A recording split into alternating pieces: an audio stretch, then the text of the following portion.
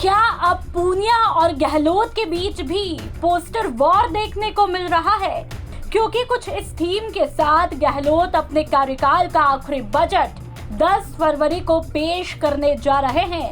मुख्यमंत्री जी के मुताबिक बजट की थीम है बचत, राहत और बढ़त। लेकिन बीजेपी के प्रदेशाध्यक्ष यानी कि सतीश पूनिया ने तो अशोक गहलोत के बजट का आईना ही अपने अंदाज में बता डाला और ट्वीट कर कहते हैं कि सच तो ये है जिसमें बचत की जगह अपराध, राहत की जगह भ्रष्टाचार और बढ़त की जगह पेपर लीक बता डालते हैं।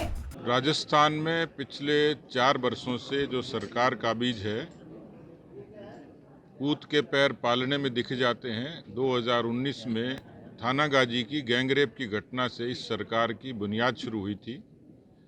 उसने पूरे देश में उस घटना ने शर्मसार किया था और कालांतर में उसकी परिणति हुई राजस्थान में 8.5 लाख मुकदमों के जरिए। नेशनल क्राइम रिकॉर्ड ब्यूरो का आंकड़ा है 17 बलात्कार प्रतिदिन और 7 हत्याएं। यानी इस सरकार ने पिछले 4 वर्षों में दी है तो ध्वस्त कानून व्यवस्था दी है। किसी भी प्रदेश की खुशहाली की, किसी प्रदेश की तरक्की की कारक होती है उनकी शांति व्यवस्था, और इसलिए राजस्थान की सरकार ने इस मामले में निराश इसलिए किया कि पूर्णकालिक गृह मंत्री नहीं है।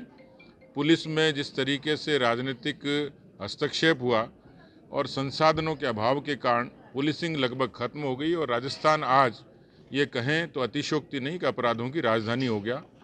किसानों से कर्जा माफ़ी के नाम पर ठगी करी। राजस्थान के 18,000 किसानों की ज़मीनें नीलाम हो गई उस वादा खिलाफी के कारण जिसमें पूरे कर्जे माफ़ी की बात कही गई थी।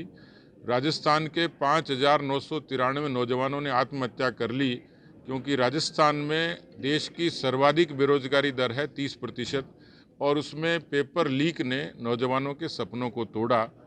राजस्थान में भ्रष्टाचार चरम सीमा पर है और ये मैं नहीं कह रहा, पब्लिक डोमेन में जब मुख्यमंत्री ने पूछा क्या रिश्वत देनी पड़ती है तबादलों के लिए, तब हाँ की आवाज़ आई। दोबारा पूछा गया तभी ये कहा गया कि राजस्थान में तबादलों के लिए पैसे लिए जाते हैं। उसको इस तरीके से प्रमाणित किया जा सकता है कि हर वर्ष 600 मुकदमे एंटी करप्शन ब्यूरो में दर्ज होते हैं। हर 12 किलोमीटर पर अधिकारी और कर्मचारी ट्रैप होता है।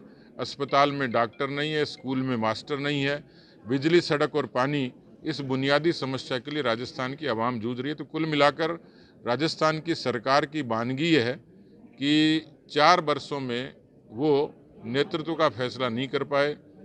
लगातार अंतर्कलह, अंतर्द्वंद, अंतर्विरोध, कभी बाड़ाबंदी के रूप में, कभी इस्तीफों के रूप में। तो कुल मिलाकर राजस्थान की राजनीति में कांग्रेस पार्टी की अंतर्कलह के कारण शासन पर फर्क पड़ा और राजस्थान आज हिंदुस्तान के पिछड़े राज्यों में शुमार हो गया। तो वहीं दूसरी तरफ अब महारानी यानी कि राजे ने भी गहलोत सरकार को अपने तीखे तेवर बताने शुरू कर दिए हैं। वसुंधरा राजे ट्वीट कर कहती है कि राजस्थान अब अपराधों का गढ़ बन चुका है। वे कहती है कि चित्तौड़गढ़ में हुई वारदात के बाद आरोपियों की गिरफ्तारी की मांग को लेकर चल रहे आंदोलन के बावजूद राज्य की गहलोत सरकार अब तक हरकत में नहीं आई है।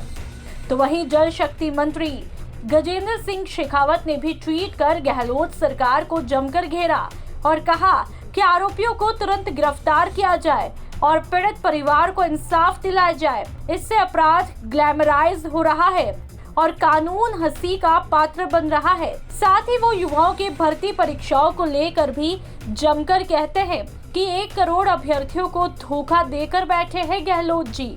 जो सरकार पिछले साल 19 भर्तियां निकाल कर 95,000 युवाओं की नियुक्ति लटकाए है, वो अगर इस बार के बजट में नई नौकरियों की घोषणा करेगी तो साफ है कि युवाओं को फंसाने की चुनावी चाल होगी।